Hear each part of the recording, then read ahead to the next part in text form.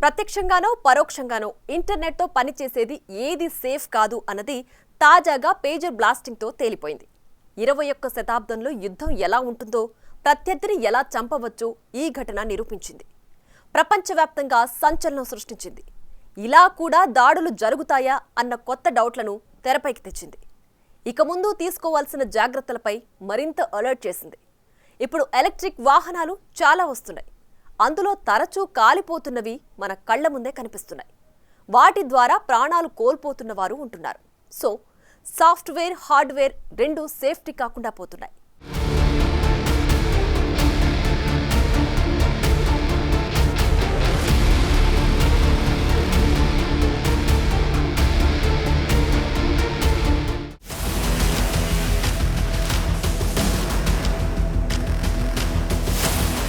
భవిష్యత్తులో యుద్ధం కంటికి కనిపించదు, ఆయుధాలు అసలే కనిపించవు, కానీ నష్టం భారీగా ఉంటుంది. ఇప్పుడు లెబనాన్, సిరియాలో పేజర్ల బ్లాస్ట్తో జరిగిందే ఉదాహరణ. ప్రత్యర్థిని టార్గెట్ చేయటం ఈ ఇంటర్నెట్ యుగంలో అన్ని రకాలుగా సులువైపోయింది. కాకపోతే ఇది కాస్త కొత్తదైన దాడి. 2004లో నాటి భారత ఆర్మీ చీఫ్ గా పనిచేసిన పద్మనాభన్ సైనికులు యుద్ధ ట్యాంకులు కాకుండా అదృశ్య ఆయుధాలతో యుద్ధాలు జరుగుతాయని ఊహించారు. అన్నట్టుగానే ఇప్పుడు చేతిలో ఉన్న పేజర్లు పేలటం చూస్తుంటే అదే నిజమైంది కూడా. ఎదురెదురుగా వచ్చి బాంబులు పేల్చక్కర్లేదు, తుపాకులతో కాల్చనవసరం లేదు. ఏ డివైస్ నైనా రిమోట్ గా హ్యాక్ చేసి టార్గెట్ ను పేల్చేయొచ్చన్నది నిజమని తేలింది. డిజిటల్ యుగంలో అత్యంత సురక్షితంగా ఉన్నామనుకున్న సంస్థలు కూడా ప్రమాదంలో ఉన్నాయని తాజా ఘటన నిరూపిస్తోంది.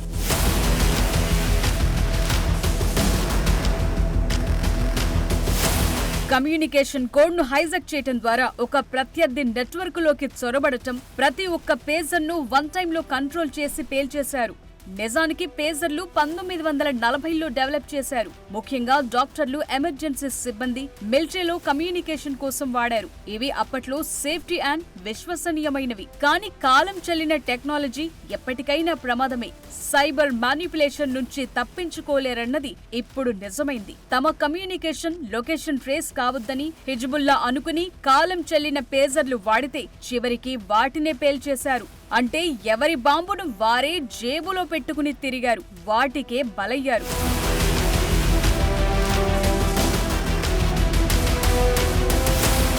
పేజర్లో ఈ పార్టులు 10 గ్రాముల దాకా హై ఎక్స్ప్లోజివ్ మెటీరియల్ పెట్టి ఉంటారని అనుమానిస్తున్నారు. మాల్వేర్ ను రిమోట్ గా ట్రిగర్ చేయటం లేదా ముందుగా ప్రోగ్రామ్ చేసిన టైమర్లు యాక్టివేట్ చేసి పేల్చేయటం జరిగుంటాయని అనుమానిస్తున్నారు. ఈ పేజర్లు పేలటానికి కొన్ని క్షణాల ముందు మెసేజ్లు రిసీవ్ చేసుకున్నాయి, ఆ వెంటనే పేలాయి. నిజానికి మనం వాడే మొబైల్ ఫోన్లైనా, ల్యాప్టాప్లైనా, ఇతర ఎలక్ట్రానిక్ డివైస్ల మాదిరిగానే పేజర్లలోనూ రీచార్జబుల్ లిథియం అయాన్ బ్యాటరీలే ఉన్నాయి. బ్యాటరీలు పేలినప్పుడు, మంటలు అంటుకున్నప్పుడు 590 డిగ్రీల సెల్సియస్ దాకా వేడిని రిలీజ్ చేస్తుంది. అందులో లిథియం మోతాదును బట్టి మండుతుంది.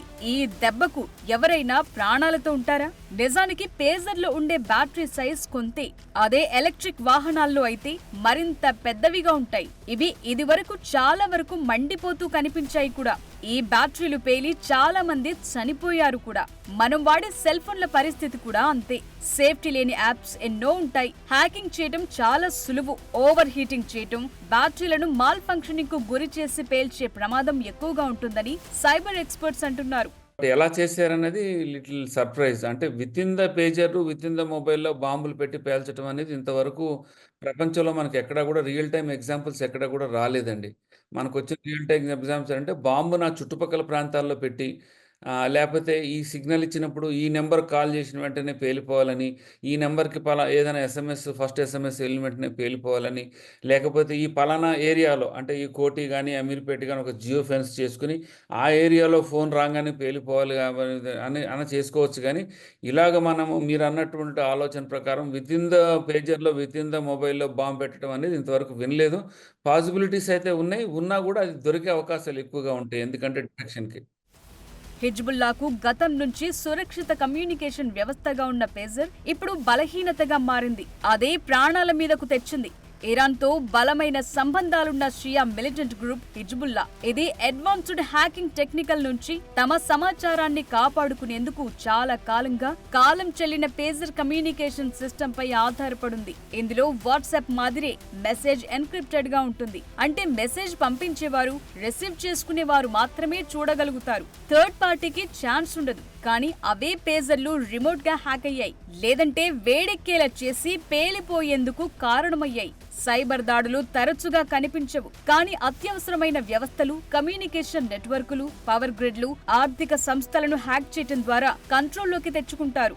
సైబర్ టెర్రరిజం మానవాళికి ఫ్యూచర్ థ్రెట్ గా మారబోతోందని ఇదివరకే ఊహించారు. కానీ ఇలా హార్డ్వేర్ హ్యాకింగ్ తోనూ ప్రత్యర్థులను చంపొచ్చని ఈ ఘటన రుజువు చేసింది.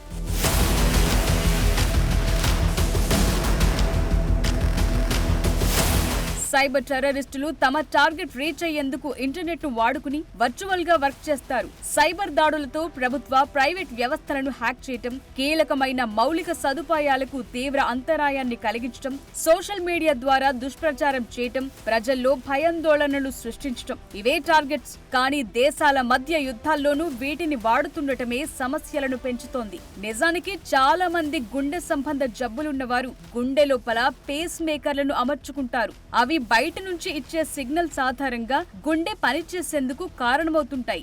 అవే ఇంటర్నెట్ ద్వారా కనెక్ట్ అవుతాయి. డాక్టర్లు, ఆరోగ్య సిబ్బంది ఎక్కడి నుంచైనా వాడటానికి వీలుంటుంది. అయితే వాటిని హ్యాక్ చేసి గుండె మరింత వేగంగా కొట్టుకోవటానికి కారణమై ప్రత్యర్థులను చంపిన ఘటనలు ఉన్నాయి. ఈ పేస్ మేకర్లు హ్యాక్ కు గురవుతున్నాయని గతంలో అమెరికాలో 5 లక్షల పేస్ మేకర్లను రీకాల్ చేశారు.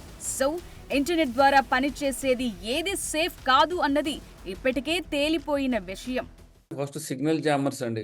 సిగ్నల్ జామర్ చేసుకుంటే 99% రేడియో ఫ్రీక్వెన్సీ కానీ, సెల్యులార్ సిగ్నల్స్ కానీ, వైఫై సిగ్నల్స్ అన్నీ కూడా జామ్ అయిపోతాయండి.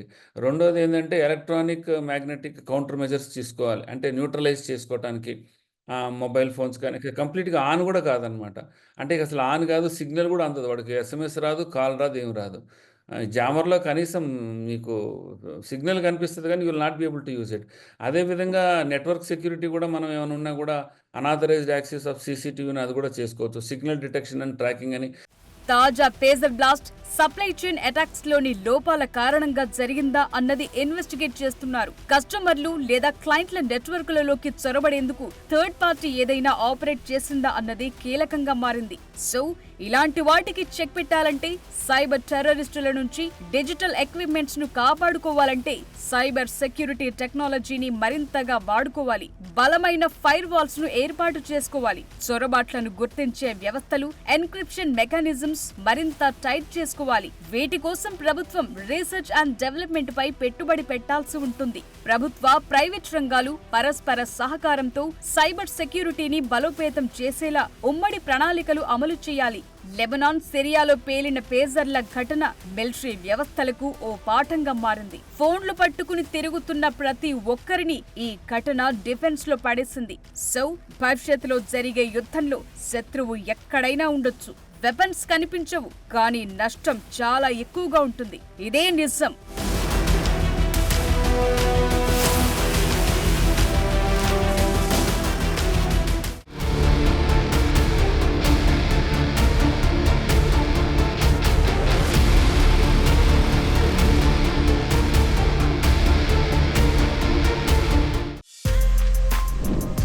For more videos like this, subscribe Big TV channel.